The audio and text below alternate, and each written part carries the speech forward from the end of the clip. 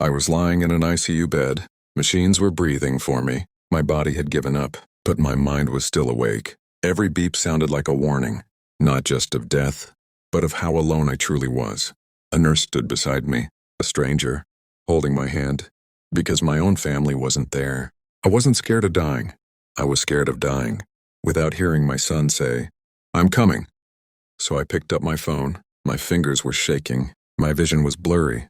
My voice barely existed. And when I whispered, "Beta, I'm in the ICU. Please come." He paused, then said the words that broke something inside me forever. "I'll come tomorrow. If I can. Tomorrow, if he could." That was the moment I realized some betrayals don't scream. They whisper, and they echo for the rest of your life. That night didn't feel important, just a little pain in my chest, a little dizziness. Like always, I ignored it. Mothers ignore pain, because everyone else comes first. But the pain grew sharper, my breath shorter. The room started spinning. I remember falling, cold tiles against my face, my heart racing like it wanted to escape my body. Someone screamed my name. Someone called an ambulance. Red and blue lights. Strangers shouting numbers. A mask pressed against my face.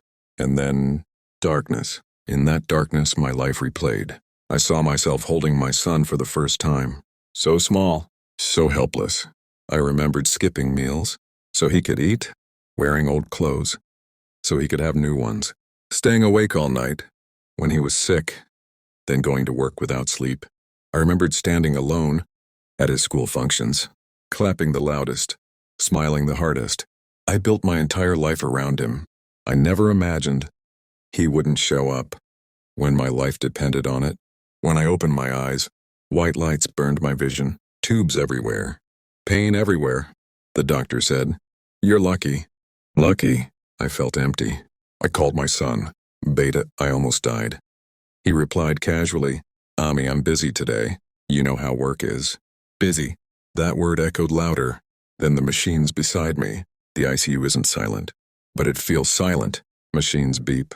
Doctors walk. Nurses whisper. Yet you feel invisible. I watched other patients. Their families sat beside them, holding hands, whispering prayers. Visiting hours ended. Chairs emptied. No one came for me. That night my condition worsened. The nurse urged me, "Call your family again." I called my son. Tears slid silently into my ears. "Please, I'm scared," I whispered. There was a pause. Then again, "I'll come tomorrow. If I can." After that call, I didn't cry. I felt something worse. I felt myself letting go. That night I stopped hoping. I stopped checking my phone, stopped imagining footsteps. I realized how tired my heart was. For years I carried everyone. Now even breathing felt heavy. I whispered to myself, "If he comes, he comes. If he doesn't, I will still survive." That was the moment I stopped begging. Not because I stopped loving him, but because I couldn't keep breaking myself. On the third day, the door opened.